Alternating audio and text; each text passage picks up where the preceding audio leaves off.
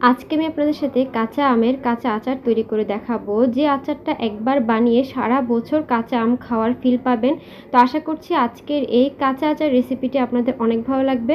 রেসিপিটি ভালো লাগলে ভিডিওতে একটা লাইক কমেন্ট শেয়ার করে দিবেন আর আমার চ্যানেলটি সাবস্ক্রাইব করে সাথেই থাকবেন। আচারটি বানানোর জন্য এখানে আমি 2 কেজি পরিমাণ কাঁচা আম নিয়ে নিয়েছি। চেষ্টা করবেন একদমই কাঁচা আমগুলো নিতে।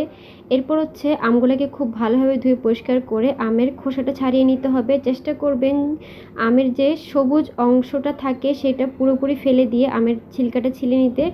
আমি আমগুলোকে খুব ভালোভাবে ছিলে নিয়ে এরপর হচ্ছে পানি দিয়ে ধুয়ে খুব ভালোভাবে পানিটা ছাড়িয়ে নিয়েছি। পানিটা খুব ভালোভাবে শুকিয়ে যাওয়ার পর আমি আমগুলোকে কেটে নিব। এখানে আমি আমের আটি সহ এই আমটাকে কেটে নিচ্ছি। আপনারা চাইলে আটিটা ফেলে দিয়েও আমটাকে কেটে নিতে পারেন। আর যে কোনো সাইজ করে কিন্তু এই আমটা কেটে নিয়ে আচারটা তৈরি করে নিতে পারবেন। আমি এরকম একটু বড় বড় করে টুকরো করে নিয়েছি। আপনারা চাইলে আরও ছোট ছোট টুকরো করেও এই আমের আচারটি তৈরি করে নিতে পারবেন। সবগুলো আম কেটে নেওয়ার পর ফ্যানের নিচে রেখে এই আমগুলাকে খুব ভালোভাবে শুকিয়ে নিতে হবে। আমি 2 ঘন্টা ফ্যানের নিচে রেখেছি। এখন হচ্ছে আমি কিছু রসুন কেটে নিব। রসুনগুলার আমি খোসাটা খুব ভালোভাবে ছাড়িয়ে ধুয়ে পানিটা ছাড়িয়ে নিব।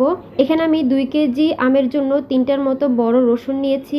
যত বেশি রসুন দেওয়া হবে এই আচারে ততই মজা লাগবে।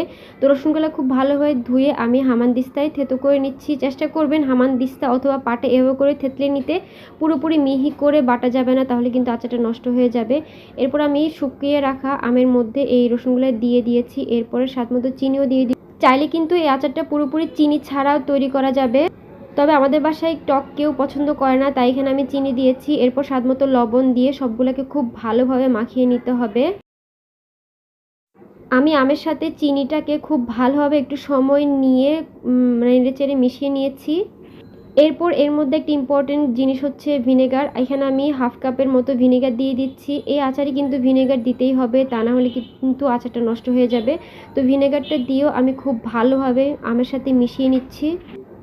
আমটাকে এই পর্যায়ে খুব ভালোভাবে নেড়েচেড়ে মাখিয়ে নিতে হবে যেন চিনিটা খুব ভালোভাবে গলে যায়। এরপর এখানে আমি 1 কাপের মতো সরিষার তেল দিয়ে দিয়েছি। সরিষার তেলটাও কিন্তু আপনারা আপনাদের পছন্দ মতো দিতে পারেন। এখানে আমি অল্প করে দিয়েছি, আপনারা চাইলে আরও বেশি করেও দিতে পারেন। তো সরিষার তেলটা দিয়েও খুব ভালোভাবে নেড়েচেড়ে মাখিয়ে নিয়েছি। এরপর এখানে আমি 1 চা চামচের মতো পাঁচফোড়ন দিয়ে দিয়েছি। পাঁচফোড়নটাও কিন্তু আমি গোটা দিয়েছি। এইখানে কিন্তু পাঁচফোড়নটা ব্যবহার না করলেও হয়। এখানে আমি একটু ফ্লেভারের জন্য পাঁচফোড়নটা গোটা দিয়েছি। এখানে কিন্তু গুঁড়ো করে দেওয়া যাবে না। তো আমি অনেকক্ষণ নেড়ে চেড়ে এটাকে রেখে দিয়েছি। আমার চিনিটা কিন্তু খুব ভালোভাবে গলে গিয়েছে। এখানে কিন্তু একটা ইম্পর্টেন্ট পার্ট হচ্ছে এই আমের মধ্যে চিনিটা খুব ভালোভাবে গলে যাওয়ার পরে এই আমটাকে রোদে দিতে হবে। চিনির গলার আগে কিন্তু আমটা কোনোভাবেই রোদে দেওয়া যাবে না। তো যখন চিনিটা খুব ভালোভাবে গলে গিয়েছে এটাকে আমি পুরো 1 দিন রোদে দিব। এর চাইতে বেশি রোদে দেওয়ার কোনো প্রয়োজন নেই।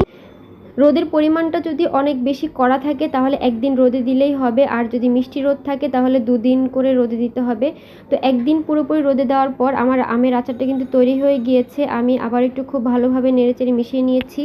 এই আমের আচারটা কিন্তু সারা বছরই এরকম শক্ত থাকবে, একদম ক্রাঞ্চি ক্রাঞ্চি থাকবে, কাঁচা আমের মতো খেতে মনে হবে।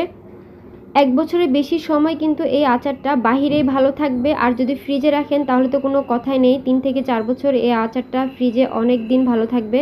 তো আমি এরকম একটা কাচের বয়মে এই আচারটা সংরক্ষণ করব। আপনারা চাইলে কিন্তু প্লাস্টিকের বয়মে ভিনেগার আরও একটু দিয়ে সংরক্ষণ করে রাখতে পারেন। আমি কিন্তু আর কোনো রকম ভিনেগার দিইনি। আর আচারটা যখন সংরক্ষণ করবেন এরকম এই ঝোলের মধ্যে ডুবো থাকা অবস্থায় কিন্তু সংরক্ষণ করতে হবে, তাহলে আচারটা বেশ ভালো থাকবে।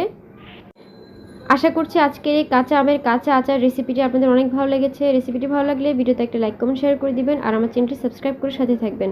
সাথে কিন্তু আমার ফেসবুক পেজটাও ফলো করতে ভুলবেন না।